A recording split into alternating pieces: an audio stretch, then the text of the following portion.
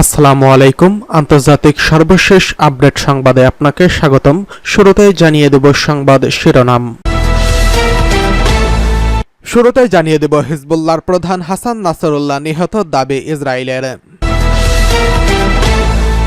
জানিয়ে দেব পাকিস্তান করুণ পরিণতির ডেকে আনছে, হুঙ্কার দিচ্ছে ভারত। এদিকে নির্ঘুম রাত কাটাচ্ছে বৈরুতবাসী, আশ্রয়ের খোঁজে রয়েছে বাস্তুচ্যুতরা। সর্বশেষ জানিয়ে দেব বিশ্ব নেতাদের মঞ্চে ইরানকে শাসালো নেতানিয়াহু। এতক্ষণ শুনছিলেন সংবাদ শিরোনাম, এবারে বিস্তারিত। হিজবুল্লাহর প্রধান হাসান নাসরুল্লাহ নিহত, দাবি ইসরায়েলের। লেবানন ভিত্তিক শিয়া ইসলামপন্থী রাজনৈতিক দল সশস্ত্র সংগঠন হিজবুল্লাহর নেতা হাসান নাসরুল্লাহ নিহত হয়েছেন বলে দাবি করছে ইসরায়েলের সামরিক বাহিনী। তবে হাসান নাসরুল্লাহ এই বিষয়ে আনুষ্ঠানিকভাবে কিছুই জানায়নি হিজবুল্লাহ। আজ শনিবার এক্স বার্তায় ইসরায়েলের সামরিক বাহিনীর পক্ষ থেকে এই দাবি করা হয়। এতে বলা হয়, হাসান নাসরুল্লাহ আর বিশ্বে সন্ত্রাসবাদ পরিচালনা করতে পারবেন না। লেবাননের রাজধানী বৈরুত সহ বিভিন্ন স্থানে গতকাল শুক্রবার রাতভর বিমান হামলা চালিয়েছে ইসরায়েল। জানা যায়, ইরান সমর্থিত হিজবুল্লাহর কমান্ড সেন্টারে সংগঠনের নেতা হাসান নাসরুল্লাহ এবং অন্য নেতাদের লক্ষ্য করে হামলা চালানো হয়েছে। এরপর হাসান নাসরুল্লাহ নিহত হওয়ার খবর জানা গেল। তবে হামলায় হাসান নাসরুল্লাহর ভাগ্যে কি ঘটেছে সেটা নিয়ে হিজবুল্লাহ আনুষ্ঠানিকভাবে কোনো বিবৃতি দেয়নি। তবে হিজবুল্লাহর সঙ্গে ঘনিষ্ঠ একটি সূত্র রয়টার্সকে বলছে, হাসান নাসরুল্লাহর নাগাল পাওয়া যায়নি। গতকাল যুক্তরাষ্ট্র জাতিসংঘের সাধারণ পরিষদের অধিবেশনের বার্ষিক ভাষণে ইসরায়েলি প্রধানমন্ত্রী বেঞ্জামিন নেতানিয়াহু বক্তব্য পেশ করেন। সেখানে নেতানিয়াহু বলেন, গাজায় ফিলিস্তিনি এবং লেবাননে হামলা অব্যাহত রাখবে তার দেশ। ইসরায়েলি প্রধানমন্ত্রীর এমন বক্তব্যের পরপরই লেবাননে জোরালো হামলা চালানো হয়েছে। 1960 সালে জন্মগ্রহণ করেন হাসান নাসরুল্লাহ। 64 বছর বয়সী নাসরুল্লাহ বেড়ে উঠেছেন বৈরুতের পূর্বাঞ্চলীয় উপকণ্ঠের বুর্জ আহমদ এলাকায়। বাবা আব্দুল করিম ছিলেন একজন সাধারণ সবজি বিক্রেতা। 9 সন্তানের মধ্যে নাসরুল্লাহ ছিলেন সবার বড়। 1975 সালে লেবানন গৃহযুদ্ধের মুখে পড়লে নাসরুল্লাহ শিয়া মুভমেন্ট আমালে যোগ দেন। এরপরে 1982 সালে আরও কয়েকজনের সঙ্গে দলটি থেকে বেরিয়ে যান তিনি। 1985 সালে আনুষ্ঠানিকভাবে হিজবুল্লাহ প্রতিষ্ঠার কথা জানানো হয়। এতে যোগ দেন হাসান নাসরুল্লাহ। হিজবুল্লাহ শুরু থেকেই যুক্তরাষ্ট্র ও তৎকালীন সোভিয়েত ইউনিয়নকে চিহ্নিত করে ইসরায়েলের প্রধান দুই শত্রু হিসেবে। সেই সঙ্গে ইহুদি রাষ্ট্র ইসরায়েলকে ধ্বংস করার ডাক দেয় তারা। দেশটিতে আখ্যায়িত করে মুসলিমদের ভূমি দখলকারী হিসেবে। 1992 সালে মাত্র 32 বছর বয়সে হিজবুল্লাহর প্রধান হন হাসান নাসরুল্লাহ। এর আগে ইসরায়েলের এক হেলিকপ্টার হামলায় নিহত হয় তার পূর্বসূরি আব্বাস আল মোবাসি। হিজবুল্লাহ প্রধানের দায়িত্ব নেওয়ার পর মোবাসি হত্যার প্রতিশোধ নেওয়া ছিল হাসান নাসরুল্লাহর প্রথম এবং প্রধান কাজ। সেই অনুযায়ী ইসরায়েলের উত্তরাঞ্চলে রকেট হামলার নির্দেশ দেন তিনি। নাসরুল্লাহ লেবাননে দক্ষিণে ইসরায়েলি বাহিনীর সঙ্গে তার যোদ্ধাদের লড়াইয়ের নেতৃত্ব দিয়েছেন। এক পর্যায়ে 2000 সালে সেখান থেকে পিছু হটে দেশে ফিরে যান ইসরায়েলি সেনারা। তবে নাসরুল্লাহ ব্যক্তিগত ক্ষতিও কম হয়নি। ইসরায়েলি সেনাদের সঙ্গে লড়াইয়ে প্রাণ দিতে হয়েছে তার বড় ছেলে হাদিকে। এদিকে পাকিস্তানের করুণ পরিণতি ডেকে আনছে, হুঙ্কার দিচ্ছে ভারত।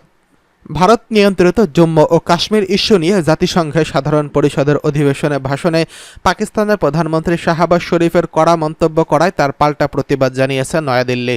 বৈশ্বিক সন্ত্রাসবাদে জড়িত থাকার অভিযোগ এনে পাকিস্তানকে সতর্ক করেছে ভারত।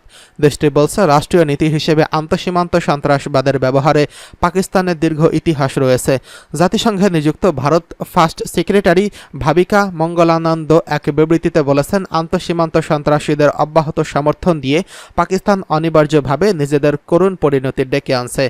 ভারত সরকারের 2019 সালে কাশ্মীরের বিশেষ মর্যাদা অর্থাৎ সংবিধানের 370 নম্বর অনুচ্ছেদ তুলে ধরে নেওয়ার সিদ্ধান্তের আলোচনা এবং সমালোচনা করেন পাকিস্তানের প্রধানমন্ত্রী। এই সমালোচনার কারণে পাল্টা প্রতিক্রিয়ায় ভাবিকা মঙ্গলানন্দ এসব কথা বলেন। তিনি বলেন, পাকিস্তান রাষ্ট্র সেনাবাহিনীর মাধ্যমে পরিচালিত হয়। পাকিস্তান সন্ত্রাসবাদের কথা সবাই জানে। যে দেশে মাদকের কারবার চলে তাদের কি করে সাহস হয় বিশ্বের সবচেয়ে বড় গণতান্ত্রিক দেশ ভারতকে নিয়ে সমালোচনা করার। এদিকে নির্ঘুমে রাত কাটল বৈরুতবাসীর, আশ্রয়ে খোঁজে রয়েছে বাস্তুচ্যুতরা। ইসরায়েলি বিমান বাহিনী আইডিএফ টানা হামলায় শুক্রবার আতঙ্কিত নির্ঘুম রাত কেটেছে লেবাননের রাজধানী বৈরুতের বাসিন্দাদের। শুক্রবার প্রায় সারা রাত ধরে বৈরুতের বিভিন্ন এলাকায় বোমা ফেলেছে আইডিএফ। স্বাস্থ্য মন্ত্রণালয়ের বরাত দিয়ে লেবাননের রাষ্ট্রায়ত্ত বার্তা সংস্থা এনএনএ শুক্রবার রাতে রাত জুড়ে ইসরায়েলি বাহিনীর অভিযানে বৈরুতের বিভিন্ন এলাকায় নিহত হয়েছেন অন্তত 6 জন এবং আহত হয়েছেন 91 জন। এছাড়া ক্ষতিগ্রস্ত হয়েছে বেশ কিছু আবাসিক ভবন। হিজবুল্লাহ সেক্রেটারি জেনারেল এবং প্রধান নেতা হাসান নাসরুল্লাহকে লক্ষ্য করে শনিবার সন্ধ্যায় এই হামলা পরিচালনা করেছিল আইডিএফ, তবে লক্ষ্য সফল হয়নি।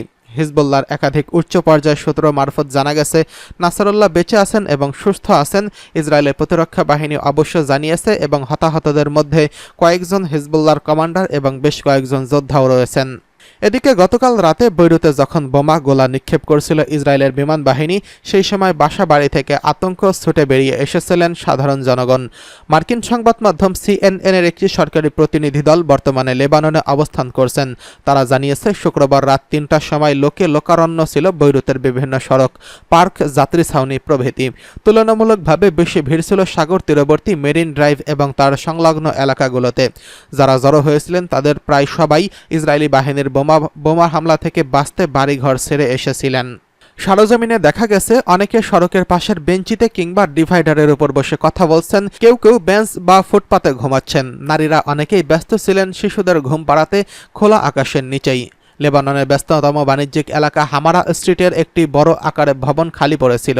বোমা হামলার আতঙ্কে বাড়িঘর ছেড়ে আসা লোকজনকে অনেকেই ফটক ভেঙে সেই ভবনের ভিতরে ঢুকতে দেখা যায়।